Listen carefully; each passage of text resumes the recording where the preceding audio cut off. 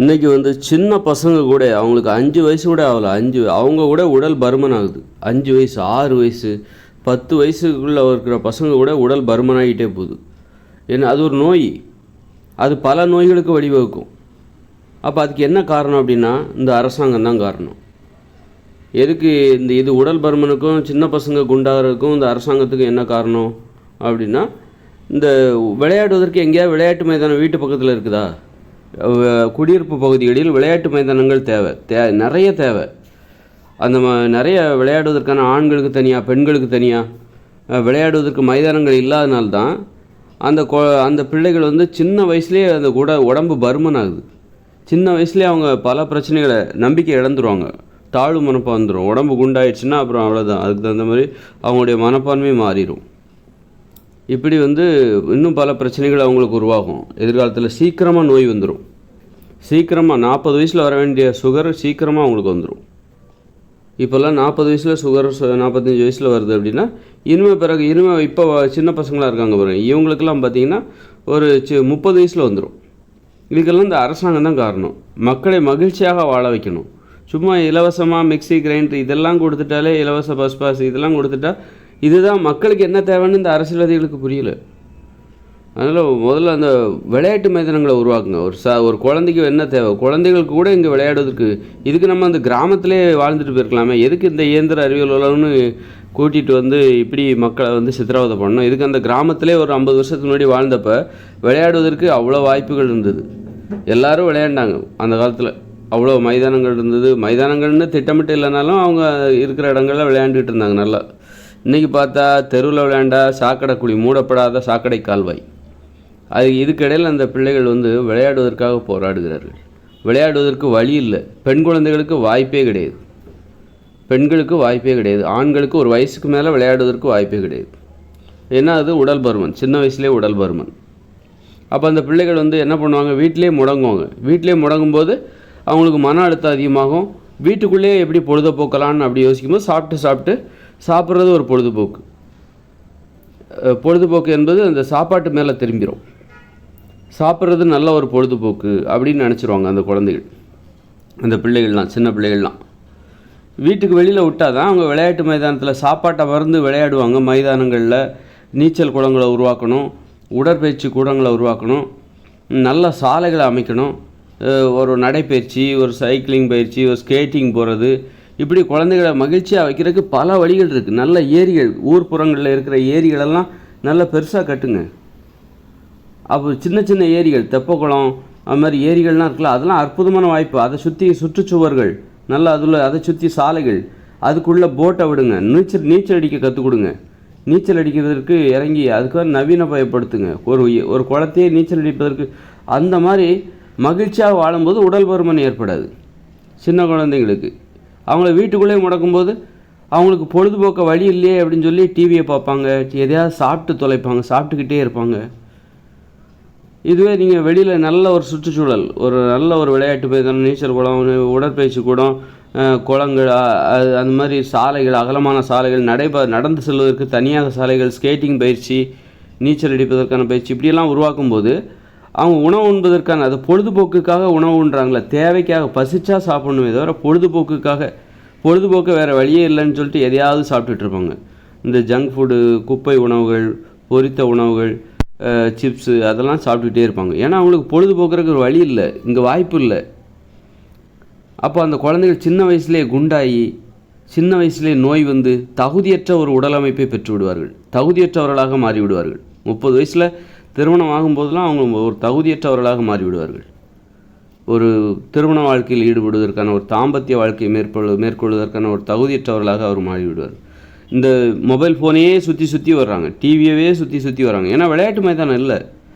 இந்த மாதிரி விளையாட்டு மைதானம் இல்லைன்னா கெட்ட பழக்கங்கள் உருவாகும்.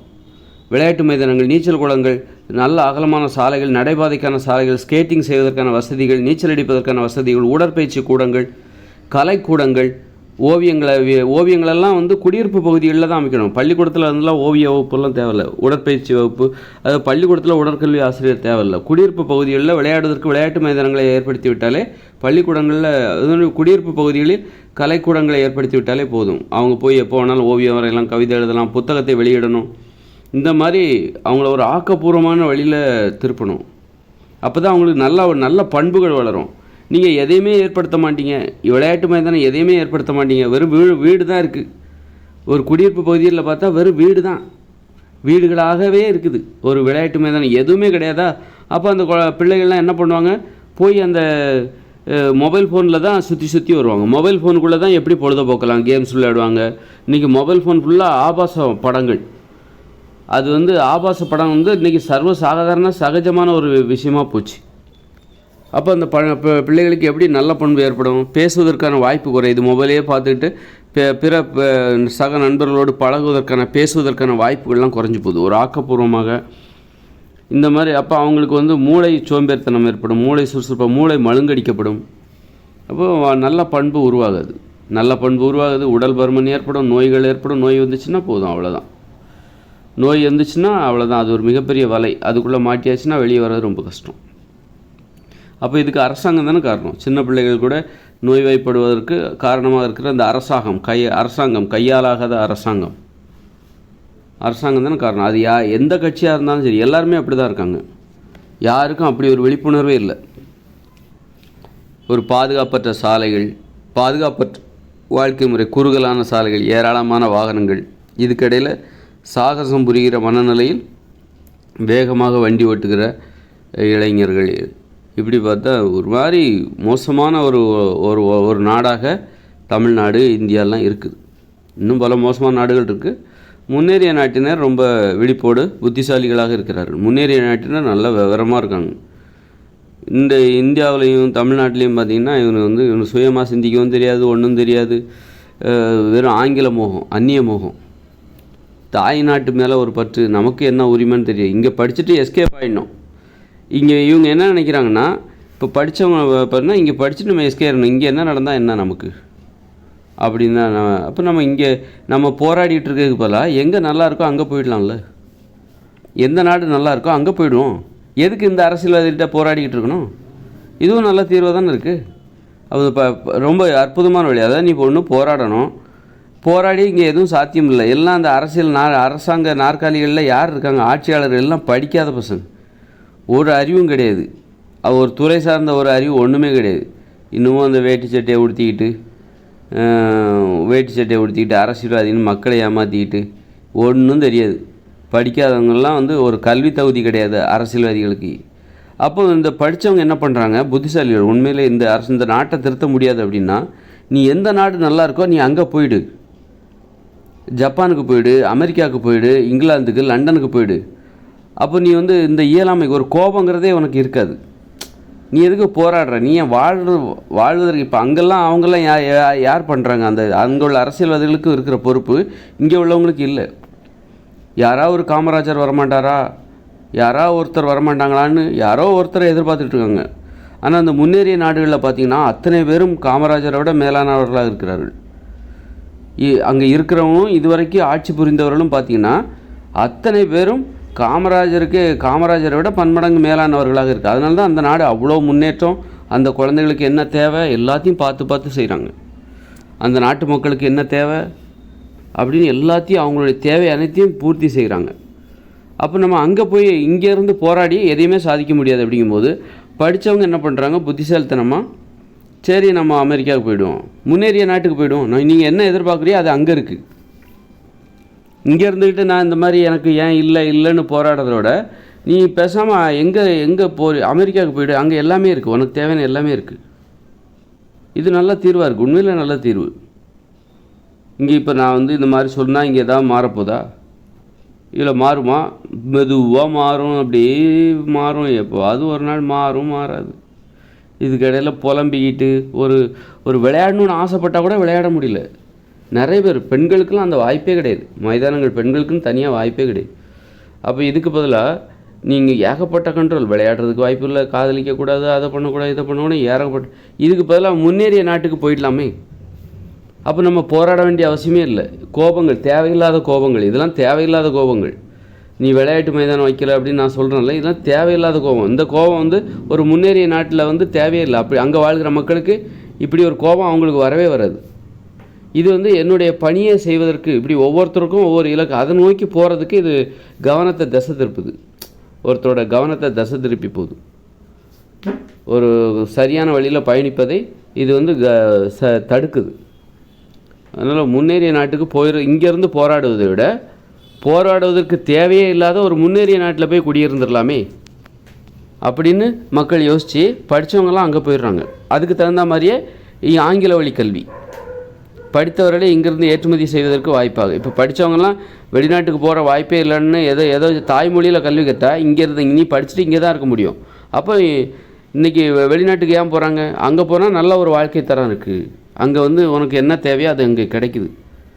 அடிப்படை உரிமைகள் எல்லாமே, அடிப்படை தேவைகள் எல்லாமே அங்கே பூர்த்தி செய்யப்படுது. அதனால் அங்கே போயிடுறாங்க. அந்த அடிப்படை தேவை எனக்கு கண்டிப்பாக தேவை, அது என்னுடைய உரிமைன்னு நினைக்கிறவங்க அத்தனை பேரும் அவங்க எல்லாருமே வெளிநாட்டுக்கு போயிடுறாங்க. வெளிநாட்டில் போய் செட்டில் ஆகிடுறாங்க. அதனால தான் இங்கே வந்து அந்த அடிப்படை தேவைகள் குறித்த விழிப்புணர்வு இங்கே இல்லவே இல்லை. அப்போ இங்கே தாய்மொழியில் கல்வி கொடுத்தா இவங்க வெளிநாட்டுக்கு போகவே முடியாது. அப்போது அடிப்படை தேவைகள் என்ன அப்படின்னு போராடுவதற்கு இங்கே ஆட்கள் அதிகமாக இருப்பாங்க. அது மாதிரி பார்த்திங்கன்னா இந்த இப்போ அரசு பள்ளிகளை பார்த்திங்கன்னா ஒரு தரம் குறைந்த ஒரு கட்டமைப்பு தான் அங்கே இருக்கும். ஏன் தரம் குறைந்த கட்டமைப்புனா படித்தவங்க எல்லாம் தனியார் பள்ளிகளில் போய் பிள்ளைகளை சேர்த்துறாங்க. அதாவது இப்போ இந்த அரசாங்கத்திட்ட கோரிக்கை வச்சு போராடுறதுக்கு பதிலாக கொஞ்சம் செலவழித்து எல்லாமே கிடைக்கிற அந்த தனியார் பள்ளிகளுக்கு போயிடுறாங்க. அங்கே வந்து போராட வேண்டிய அவசியம் இல்லை. என் பிள்ளைகளுக்கு அதை கொடுங்க, நல்ல கழிப்பறையை கொடுங்க அப்படின்னு போராட வேண்டிய அவசியம் இல்லை அப்படின்னு அங்கே போயிடுறாங்க. படித்த பெற்றோர்கள் எல்லாருமே தனியார் பள்ளிகளுக்கு போகிறதுனால இந்த அரசாங்க பள்ளிகள் கட்டமைப்பு தரம் குறைவாக இருக்கும்போது அது குறித்து கேள்வி கேட்பதற்கு ஒரு நல்ல கல்வி கற்ற பெற்றோர்கள் இல்லாமல் போய்விடுகிறார்கள். கேள்வி கேட்கிற நல்ல பெற்றோர்கள், படித்த பெற்றோர்கள் அத்தனை பேரும் தனியார் பள்ளிக்கு போயிடுறாங்க. இவங்ககிட்ட போராடி முடியாது, போராடிக்கிட்டே இருக்கணும். இந்திய நாட்டோட தமிழ்நாட்டோட நடைமுறையே அதுதான், போராடிக்கிட்டே இருக்கணும். அதுக்கு பதிலாக ஏன் அந்த பெற்றோர்களுக்கு வேறு வேலையே இல்லையா? அவங்களுக்குன்னு ஒரு தொழில் இருக்கலாம், அதை நிம்மதியாக பார்க்கணும்ல. பெற்றோர்களுக்கு இது மாதிரி போராடிக்கிட்டே இருக்கணுமா? மக்கள் வந்து போராடிக்கிட்டே இருக்கணுமா?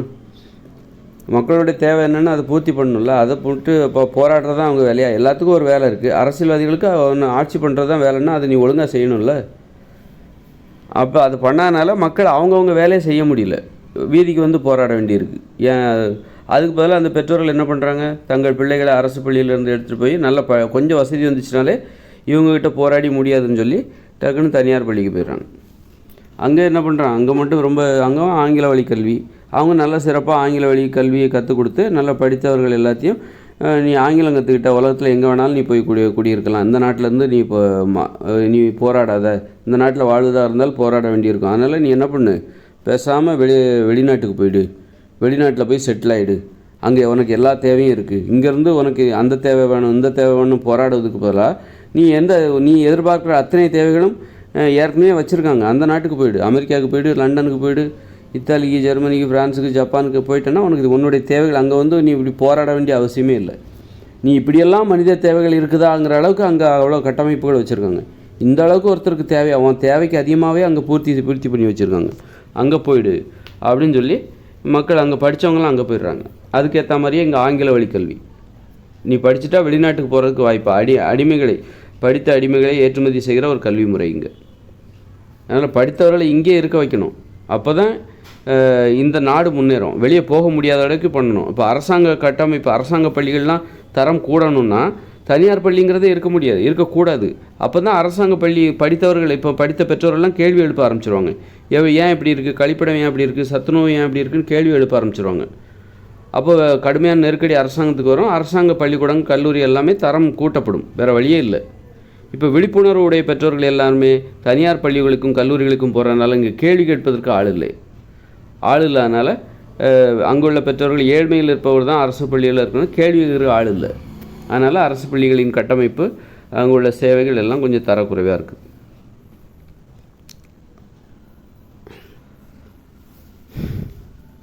அது இதில் இப்போ ஆசிரியர்கள்லாம் ரொம்ப தனியார் பள்ளிகளை விட தரம் நல்ல படித்த திறமையான ஆசிரியர்கள் அரசு பள்ளியில் இருக்காங்க. இருந்தாலும் இந்த கட்டமைப்புகள்லாம் வந்து சரியாக இல்லாதனாலையும் ஒரு வகுப்பறையில் அளவுக்கு அதிகமான மாணாக்கர்கள் இப்படியெல்லாம் இருக்கிறதுனால ஒரு திறமை வாய்ந்த ஆசிரியர்களால் கூட கற்பிக்க ஒரு தங்களுடைய முழு திறமை வெளிப்படுத்தி அந்த மாணவர்களுக்கு கற்பிக்க முடியாத ஒரு சூழல் இங்கு அரசு பள்ளிகளில் நிலவுகிறது. ஆங்கில வழி கல்வி அது ஒரு ஆங்கில வழி கல்வியை வந்து நீ தனியார் பள்ளியில் கற்றுக் கொடுத்தாலும் அரசு பள்ளியில் கற்றுக் கொடுத்தாலும் அது ஏறவே ஏறாது. சும்மா படிக்கிற மாதிரி நடிக்க தான் முடியும். நாங்கள் கற்றுக் கொடுக்குற மாதிரி நீங்கள் நடிக்கிறோம், நீங்கள் படிக்கிற மாதிரி நடிங்க அப்படிங்கிறது தான் இங்கே நடக்கும்.